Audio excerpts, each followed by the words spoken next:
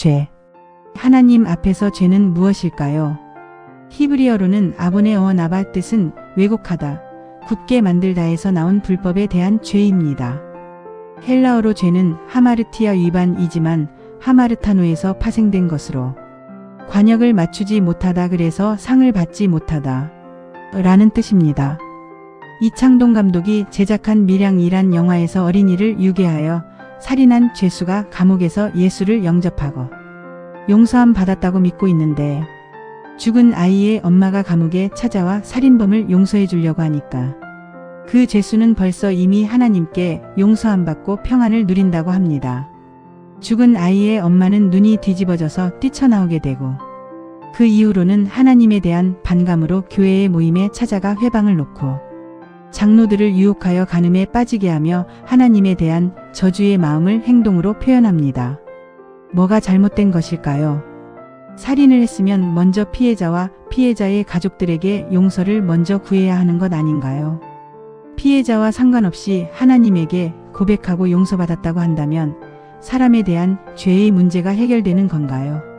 쉬운 말로 살인을 하면 하나님에게 죄를 짓는 것인가요?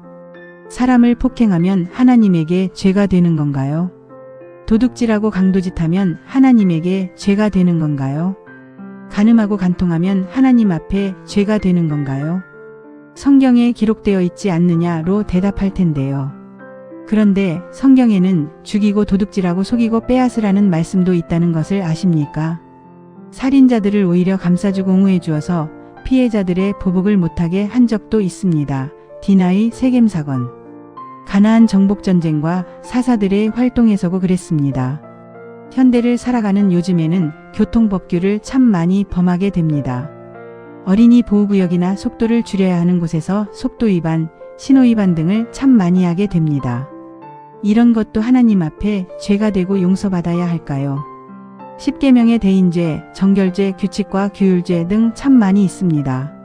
그런데 이런 것이 하나님에게 어떠한 영향을 주길래 하나님께 먼저든 나중이든 용서를 빌어야 하죠. 대인죄를 저질렀으면 피해자에게 용서를 빌면 되는 것이고 내 몸이든 주변이든 깨끗하지 않으면 그것이 왜 하나님 앞에 죄가 되죠.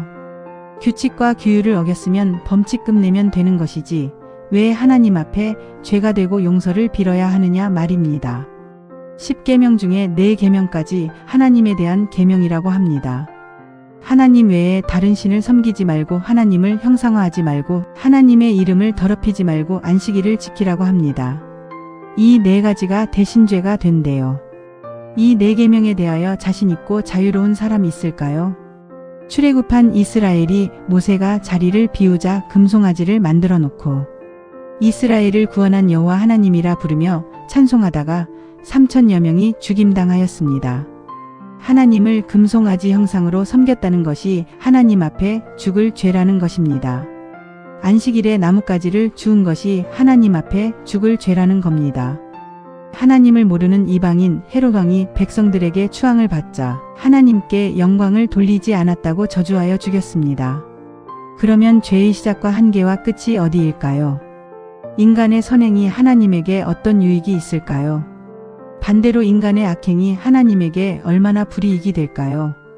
하나님은 환난도 짓고 병도 주고 불행도 준다고 하고 있습니다. 이사야 45장 7절. 평안과 행복만 주는 하나님이 아니라는 겁니다. 그렇다면 불행이든 환난이든 하나님의 뜻에 의하여 하나님이 만드셨습니다. 그런데 그 불행과 환난이 잘못된 것이니 바꿔달라고 밤을 새우며 파당을 지으며 굶어가며 그 불행과 환난을 바꿔달라고 조장하고 선동합니다.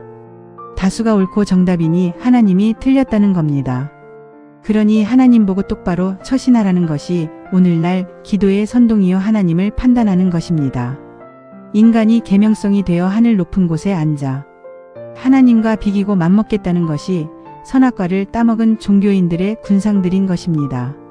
죄라고 하는 것은 선행이든 옳음이든 정답이든 하나님을 이해하지 못하고 행하는 것은 모두 죄, 죽을 죄가 되는 것입니다.